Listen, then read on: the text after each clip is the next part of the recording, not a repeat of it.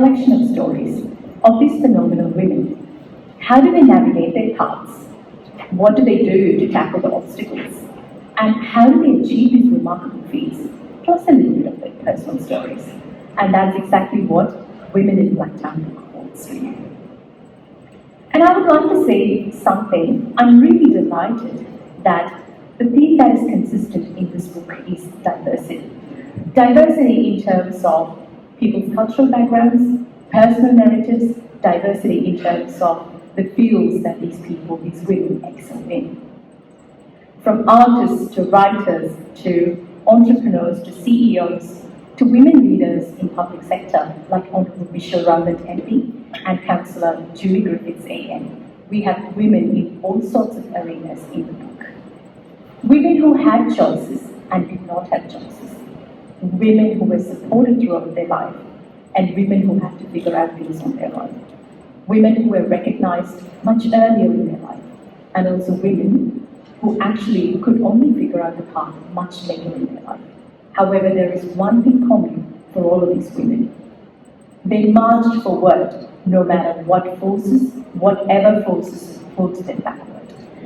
The Women in Blacktown project has actually been a collaborative effort, and I would like to extend my deep sense of gratitude to Blacktown City Libraries, Blacktown City Council, and also to our sponsor, Australian Catholic University Blacktown campus. It would be so unfair not to mention a few names. Margaret Redrup May from the library to start with. She's really one solid person right from the moment we discussed this idea. And your heartfelt laughter and humour sense actually helped us jump through a lot of hoops and, helped us when things turned the stressful corner. Melissa Brzezinski from the council. She's a true enabler whenever you talk about obstacles, and I can see that she's a finalist in the book that has been provided to us. And now to our sponsor, Dr. Valentine Lucuria, the campus dean of Australian Catholic University Blacktown campus. We talk about an El Jannah moment, we joke about an El Jannah moment. That's where this project started, when we had lunch at El Jannah. But then from then on, we have come a long way, from El Jannah to being 10:30 p.m. text message buddies. And I'm pretty sure once this project is wrapped up, I will really miss those messages. Valentine, maybe I'll have withdrawal symptoms as well. And then the incredibly talented, creative and technical team behind this project, the photographer Jerry Nixon. Photos are really important elements within the book. You will surely hold on to a copy of the book pretty soon, I'm sure. Jerry Nixon. So we wanted to portray environmental portraits, and Blacktown is the environment all of these women thrive in. So that was the idea, and she gave wings to that idea. The editor, Dr. Sharon Rundle, she couldn't make it today because of some unexpected circumstances, but her insights have actually shaped up a lot of what the book looks like at the moment. And then my designer, Binu Verghese. So right from the colors that we choose to a lot of fine details, we've actually, made ourselves into the sounding boards of each other. So his patience and perseverance was a great asset when we worked on this book. So thank you, Binu.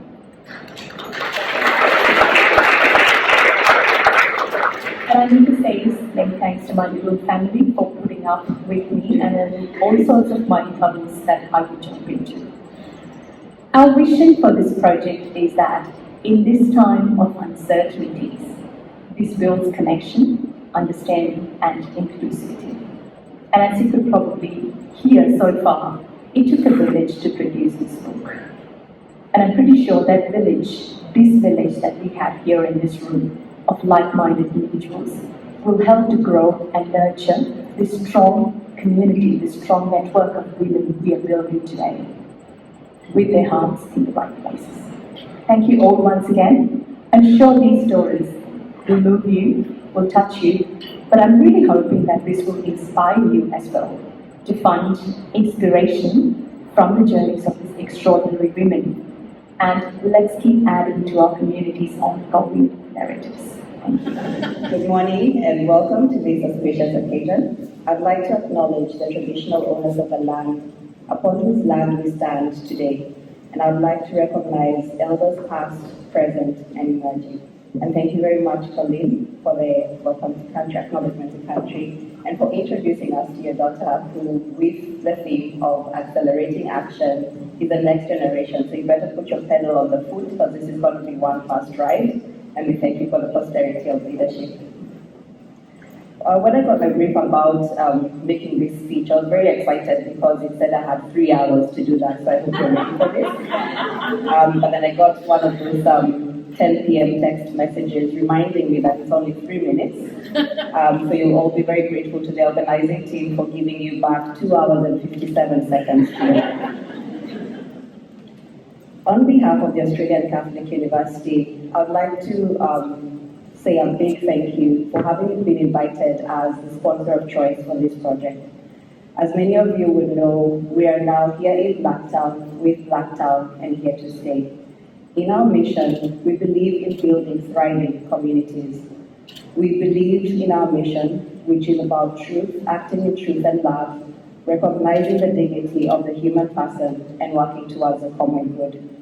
So when this project was presented as an opportunity for collaboration, it was a direct alignment with our mission to work towards this common good with like-minded individuals and organizations. So thank you very much for that invitation. Who knew what would come out of an Eljana lunch, but clearly there's a lot more that can come out of it. In reflection, in the lead up to this day, I've come up with just an understanding of what I'm likely to call the Providential 25. And it's just something that struck me not too long ago that I was sharing with my colleagues. And as Angela mentioned, the theme of hope. So some of you may or may not be aware that this is a Jubilee year. It's been dedicated thus by the Holy Father Pope Francis as the Jubilee Year of Hope. And so the theme for this year across the church is hope and being beacons of that hope in our communities. And what is interesting about it is that the Jubilee year happens every 25 years. This is the 25th year of the second millennium, so to put it, and we have 25 women featured in the book. And these women are just a microcosm of who we are here today, and this is a microcosm of who we have in the Blacktown community. So here's to celebrating everything in 25s. When it came to the project, the process, as Emmy mentioned, was quite a transformative process. It was, I'll take Emmy back 1 year, because I think the first time I actually did meet Emmy was at the Women's Forum 2024. And then, of course, which was then followed by an Eljana lunch, which then led into the book. But it was a real honor and a real privilege to work with Emmy, with Margaret, and with Mel on this project. It was characterized, yes, by a lot of 10 p.m. SMSs, calls at random hours of day and night. But I think what was most significant about it was the nature of the process. So as we discussed, there was definitely a whole lot of laughter in the conversations. There were a lot of difficult conversations as well. But what really set it apart was the reliance on the goodwill that each person brought to the table. And this goodwill really stretched us a long way as we worked together, respecting the different perspectives and views that we all brought to the table, and had another laugh on top of everything else. So it was always a moment that we entrusted to Margaret to make sure that she diffused the situation regardless of what it was. So it was a real pleasure working with the team. And so I'd like to say thank you for having extended this opportunity to the Australian Catholic University to sponsor this project. And again, it's only 25 women that are featured in the book, but these 25 are a microcosm of who we are and what we do here in Blacktown. We had of the theme accelerating action. So as often with these days, we will celebrate Women's Day on this day, but there are another 364 days of the year where we do have to get the hard work done and accelerate that action into ensuring that this leadership is for posterity. And one of the visions that comes out of this project is the need to co-create a bespoke women leadership program with women in Blacktown, for women in Blacktown, for the entire Blacktown. And this program is to be designed to equip women of Blacktown to lead in Blacktown. And of course, what happens in Blacktown stays in Blacktown, so I am about to make a bold claim here stating that it is a no-brainer, and we know undoubtedly that Blacktown is the life-giving force of this nation, no matter what anyone says.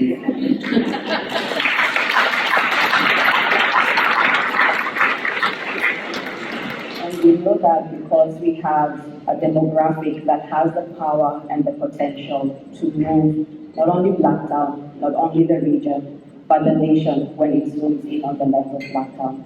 And when I look around this room, I see in each and every one of you a phrase that my colleague has thankfully been using quite often with us in the office, a beacon of hope, like Starlight Tea. Each and every one of you here has a unique mission, an undisputable mission, an irreplaceable mission, one that cannot be modified or translated or transformed to somebody else. It's immutable, it's yours. You have that mission to live. You, each and every one of you, is a beacon of hope in your community, whatever your community spells out. And you have to live this mission as that beacon of hope. And so I'd like to invite you all to continue to reflect on this, to continue to reflect on how do we actually accelerate action, not just speak of it, not just talk of it on this one great day of the year and continue the rest of them, the 364 of them, but how do we each accelerate action into this? And so I invite each and every one of you to join this effort of co-creating this bespoke leadership model for women in Blacktown, for Blacktown, not just for one, not just for some, not just for many, but for each and every one of Blacktown's residents. So thank you once again for this opportunity to sponsor this project. And Emmy, you better be careful what you wished for, because I will still SMS you at 10 p.m. Please join me in welcoming Michelle to the stage.